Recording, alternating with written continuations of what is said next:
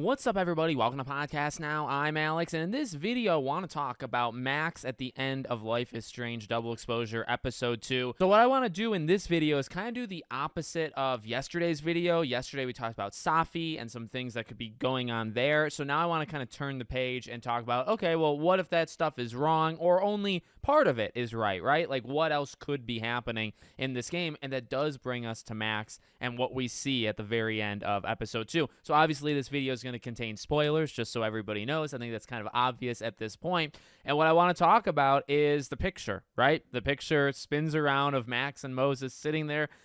Camera spins, and we see Max is the one holding the gun. Now, a big theory, like we talked about again, is that maybe it's Safi pretending to be Max, right? And some sort of setup. Now, there's a few potential problems there, and I also, again, want to take a little bit of a different look at it because there's a couple of things that we haven't really discussed yet, right? One of which is, well, what kind of world event are we dealing with? And I think the answer is pretty easy of the asteroid, right? I mean, we've heard about it so many times in chapters 1 and 2. I do think whatever is going to attack Caledon or the world or the country or whatever is going to be like an asteroid shower, okay? Now, we don't know that for sure, but that's important to bring up because one thing that I've never at least heard or talked about in regards to the Safi, shapeshifter stuff is she could have her own motives and she can be kind of like this super villain, like evil person, right? That also has powers, but like that actually doesn't cover the bases of the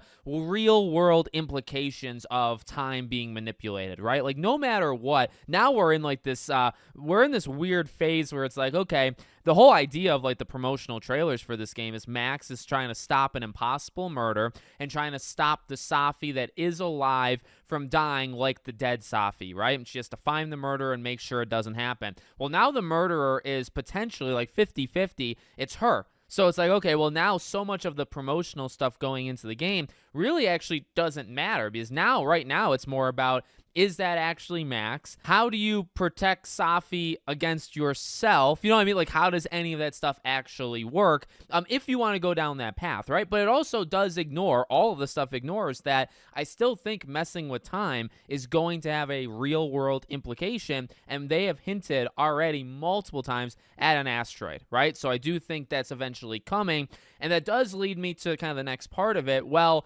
does Max killing Safi have anything to do with it, right? There's kind of two other parts to it, one of which, and I said this actually when we went live with the creators a few days ago, the thing that stops me from going 100% into the Safi thing, right? Now, again, I haven't actually looked at any of the leaks. Like, I think you might be able to find stuff out if you look into the leaks because I think some audio files came out. But I actually did not do that, so I'm going in blind, at least for right now, until it's, like, spoiled for me. But, for me, it's like, I don't know. I think because Max is crying in that picture, that really holds me back from 100% going the Safi shapeshifter thing. Because if Safi was shapeshifting as Max and was framing Max, because that's got to be the point, right? It's got to be to frame Max. And then the question is like, what Max are you're framing Max like in general, or like you want to frame Max in general, but you have like a tear in your eye. I mean, it reminds me very much of the first thing I thought of when I saw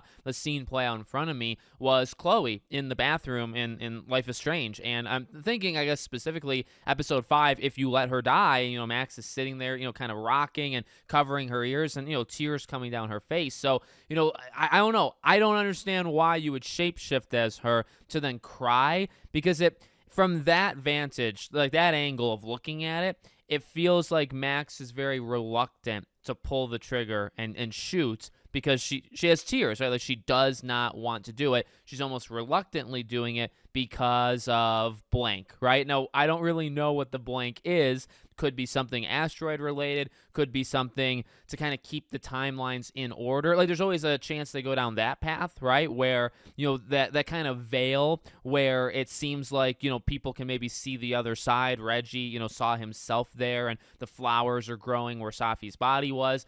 It's possible, like, if the timelines start to be, like, pulled together, and we already know, like, I think Moses and Alderman are going to end up seeing the alternate timeline from the trailers and whatnot. So, like, it's possible the worlds start to completely collapse. Honestly, it might not be an asteroid. It might be worlds collapsing, in which case Max might have to put everything right. And to put it right, she has to kill Safi. I guess the thing that's confusing to me is, like, is she the official murderer? Is she the one the first time, or the original timeline time, that took Safi out? Because she could be doing it in place of somebody else. She could find out, oh, okay, maybe somebody else is a shapeshifter. I'm going to stop them, but then I realize, oh, Safi needs to die, and I'll be the one to do it. It actually seems kind of harsh for Max to have to be the one to, like, step in and actually fire a gun at her, whereas, like, maybe something else could happen, and you know what I mean? But maybe something like that happens as well. That's something that we haven't really thought about. Another thing is,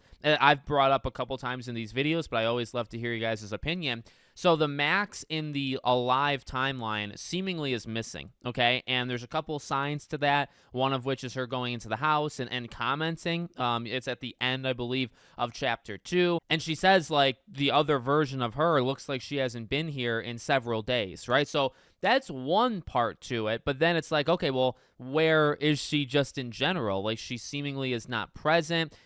When you think about the ending of Chapter 1, Safi is about to be ghosted by Max and technically Moses. Like, they're both talking about Max kind of ghosting them, and then Max appears. And I know, again, we talked about in the Safi video that she looks caught off guard when Max appears behind her, and that could be because Safi knows she's missing, so to see her is kind of shocking. Or it could literally be that Max is just gone for some reason. And I guess if she's the killer, it makes sense why she's gone, right? Like, maybe she killed and then she went into hiding. Timelines started to bleed and swap. Like, it doesn't. I don't know how well it works, because if Max is the killer, well, Safi's right there, right? So it's like a different Safi that she killed. But we know timelines can take an object or probably a person from one timeline and put them in the other. So maybe Safi switched timelines. Maybe they actually literally, like, the Safi that's dead was actually in that timeline, so Max killed them,